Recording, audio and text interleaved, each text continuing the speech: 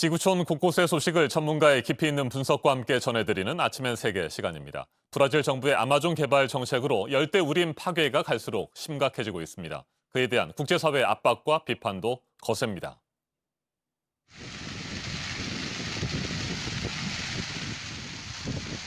브라질 아마존 열대우림 지역에서 산불이 계속해서 발생하고 있습니다. 지난 6월에만 하루 평균 75건의 산불이 났습니다. 지난해 여름에 발생한 산불은 2달 넘게 이어지면서 한반도 면적의 11배가 넘는 지역을 잿더미로 만들었습니다. 브라질 환경운동가들은 보우소나루 대통령이 아마존 개발을 강조하면서 무분별한 벌목을 허용했기 때문이라고 지적합니다. 특히 올해는 벌목이 더욱 늘어나 대형 산불의 위험도 그만큼 더 커졌다고 주장합니다. 직접 들어보시겠습니다. De janeiro a maio desse ano, foram mais de 650 mil hectares, com alerta de desmatamento segundo o INPE, o Instituto Nacional de Pesquisas Espaciais. Isso é 78% maior do que o ano passado. 아마존 열대우림 파괴가 반복되면서 국제사회의 비판도 잇따르고 있습니다. 유럽연합은 아마존 문제가 남미 공동시장과의 자유무역 협정 체결에 걸림돌이 될 수 있음을 시사했습니다. 유럽 투자기관들은 아마존에서 무분별한 벌목이 계속되면 투자금을 회수하겠다고 압박했습니다. 다급해진 브라질 정부는 대책 마련에 나선 모습입니다. 브라질 부통령의 발언 직접 들어보시죠. Em relação ao Fundo Amazônia, eu e o ministro Ricardo Salles iniciamos novas conversas com os dois grandes doadores, principalmente Noruega e Alemanha. Estamos aguardando aí, vamos dizer, o visto bom deles, que também está ligado à nossa resposta em relação a desmatamento. 브라질 정부는 아마존에서 벌어지고 있는 불법적인 벌목 작업에 대한 처벌을 강화하고 있습니다. 지난 8일에는 앞으로 120일 동안 당국의 허가를 받은 합법적인 방화 작업도 모두 금지한다고 발표했습니다. 아마존 열대우림 파괴에 대한 국제사회의 비판과 압박이 강해지자 브라질 정부가 조금은 달라진 모습을 보이고 있습니다. 하지만 보우소나루 대통령의 개발 우선주의를 바꿔놓을 수 있을지는 미지수입니다. 전문가와 좀 더 자세하게 짚어보겠습니다. 이정관 전 주 브라질 대사 전화로 연결됐습니다. 대사님 안녕하십니까? 네, 안녕하십니까? 네, 아마존이 브라질을 넘어서 전 세계적으로 갖는 가치 어떻게 평가하십니까? 네, 그 아마존의 그 중요성과 가치를 말하는 데 있어서 두 개의 키워드가 있다면 네. 우선 산소와 생물 다양성이라고 말할 수 있을 것 같습니다. 아마존은 이제 우리나라 약 70배에 달하는 세계 최대 규모의 열대우림을 자랑하고 있는데요. 지구의 허파라는 별칭에서도 잘 알 수 있듯이 지구 대기에 존재하는 모든 산소의 약 20%를 생성함으로써 우리 인류 생존에 정말 중요한 기여를 하고 있죠. 네. 그리고 이러한 산소의 배출은 이산화탄소 흡수를 통한 광합성 작용으로 이루어지는 것이죠. 따라서 날이 갈수록 심각해져가는 지구 온난화를 막는 데에 아마존이 결정적인 역할을 하고 있다는 점 또한 다들 잘 아시는 바와 같습니다. 그리고 아마존은 또 말씀드린 방대하고도 밀도 있는 열대우림 덕택으로 생물 다양성이라는 측면에서 세계 넘버원을 자랑하고 있습니다. 지구상에 존재하는 모든 생물들의 약 3분의 1 가까이가 아마존 지역에 서식하고 있는 것으로 알려지고 있는데요.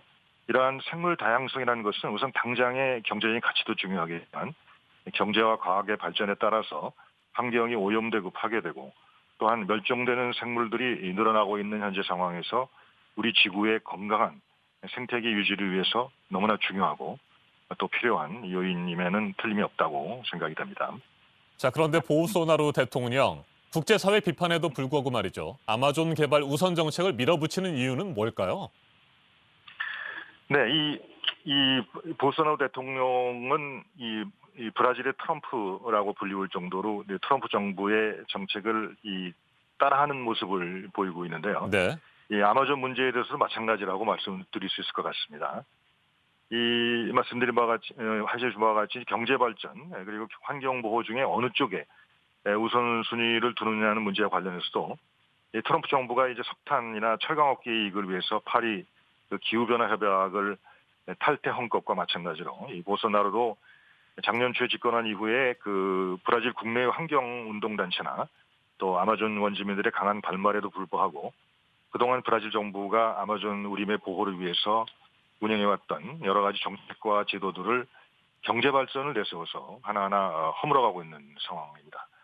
또한 트럼프가 아메리칸 퍼스트, 미국 우선주의를 내세우고 있는데요. 이것을 모방하듯이 보소나로 정부도 아마존 정책과 관련해서 브라질 자국 우선주의를 내세우고 있고, 여기에 따라서 이제 아마존 장래를 걱정하는 국제사회나 다른 나라들과 충돌을 빚고 있는 것이죠.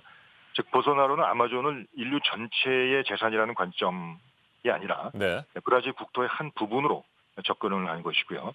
또 아마존 우림의 보호 필요성 자체를 부정하는 것은 아니지만 그런 보호를 위한 조치는 브라질 정부가 결정할 일이지 다른 나라가 왈가왈부할 수 있는 문제가 아니라는 입장을 고집하고 있는 것입니다. 네, 유럽을 중심으로 계속해서 아마존 파괴에 대한 경고를 보내고 있는데 과연 보우소나루 대통령 얼마나 큰 압박을 받을까 궁금합니다. 네, 즉 크게 이제 유럽 국가들이 이제 FTA의 그 문제로 그리고 네. 또 투자기관의 투자 문제로 압박을 가하고 있는 것으로 알려지고 있는데요.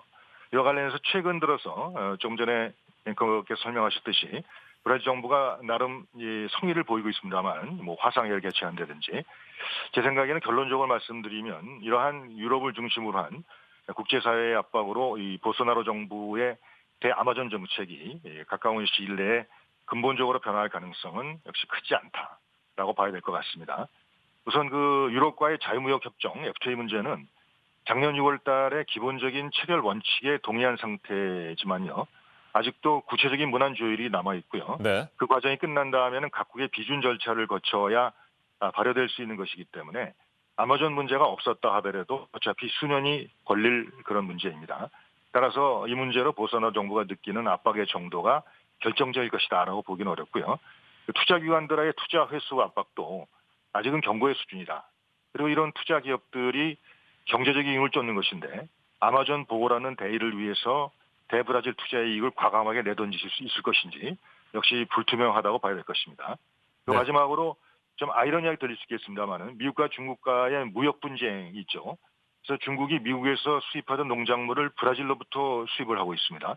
여기에 따라서 브라질 내에서 대두를 비롯한 농산물과 축산물 생산을 빠르게 증대시켜야 할 필요성이 커지고 있는 상황인데요. 이러한 상황이 아마존에서의 농목축지 개발 시도를 부추기는 요인을 작용하고 있다는 점에서도 아마존 우림보호의 전망은 별로 밝지 않다 이렇게 말씀드려야 될 것 같습니다. 네, 알겠습니다. 이정관 전주 브라질 대사였습니다. 아마존은 열대 우림이 뿜어내는 막대한 산소 덕분에 지구의 허파로 불리고 있습니다.